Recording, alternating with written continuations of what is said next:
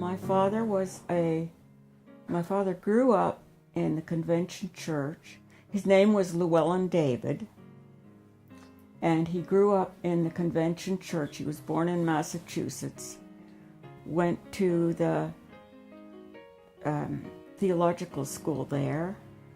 First of all, his father was a minister who traveled all around the country, so that during his growing up and young adult years, he had lived in, by the time I knew him, he had lived in 38 different states and Canada. So he went around lecturing, giving New Church lectures, which was the way people did back in those days if they wanted to talk to the public. They couldn't go on television. They gave lectures in halls. But when my father went to the theological school there, he wasn't getting what he wanted, and somebody suggested he try the academy. So he came to Bernathen and went to theological school there.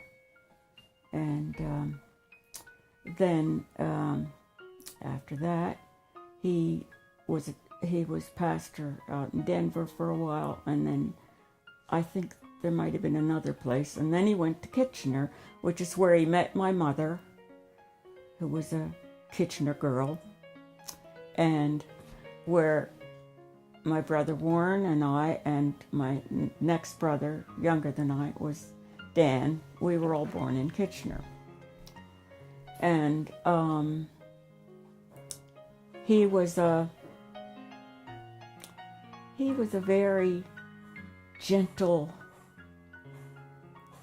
and loving father. And your dad reminds me of him, just in his manner, and some of our other sons do too, but Matthew particularly does somehow. And my mother was quite a bit younger, about 17 years younger than he was, and she was a very good, loving mother too, and I had a great deal of respect for both of them, and they loved each other dearly, and we had a nice family. Well, my father was born in Sweden, came over when he was 15 years old to Bernathen.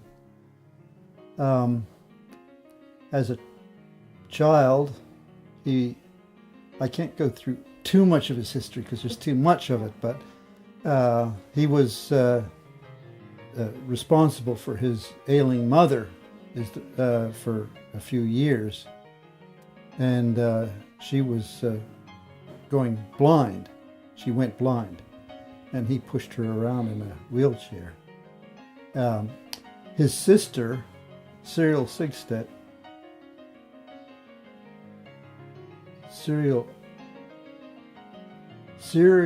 Ljungberg Odhner Sigstedt, was already in Bernathen, living with her uncle, my dad's uncle too, of course. And she was going to Bernathen schools, college. But Dad was brought over later, and he lived with his uncle also for a short time. That's Carl Theophilus Odhner. And then, who was a minister. And Dad followed in his footsteps and went to theological school and got his degree and became a minister. And his dad and mine were in the theological school at the same time. Yes. They both ended up preaching in Canada. Llewellyn David, Rachel's father, was in Kitchener, and my dad was preaching, 50 miles away, 25 miles away, something like that. Well, in any case, they both moved down to Bernathen. My dad with me, and her dad with her. So we have a common background as far as our fathers are concerned. Both ministers, we were both born in Canada, and we both moved to Bernathen from Canada as children, me when I was 2 and she when she was 4. And so we didn't realize how common our backgrounds were until close to when we became engaged. My mother, I don't know too much about her younger years. She was a Canadian too for some time. She also lived in Ohio and in, what's that? Baltimore, I think. Baltimore, yeah, but Ohio too, where Thoss was. Anyhow, when her dad was her dad was a minister also, so we're thoroughly steeped in religion, new heavenly doctrines, and my grandfather traveled around the United States and Canada, evangelizing and taking care of going to the isolated people throughout those states, those areas. This was during the Depression, all of what we're saying.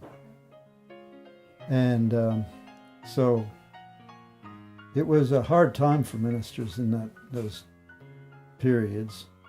Now, my dad, luckily, got a pretty good job with the General Church.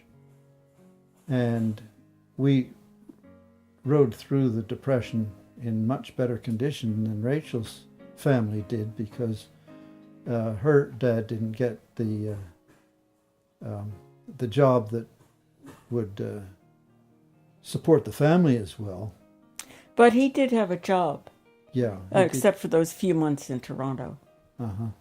He didn't manage to get a pastor's job when we moved to Bernathen, but he got a job doing research and secretarial work for another minister for Theo Pitcairn, who was also a minister. So, yeah. And my dad, when I was younger, went to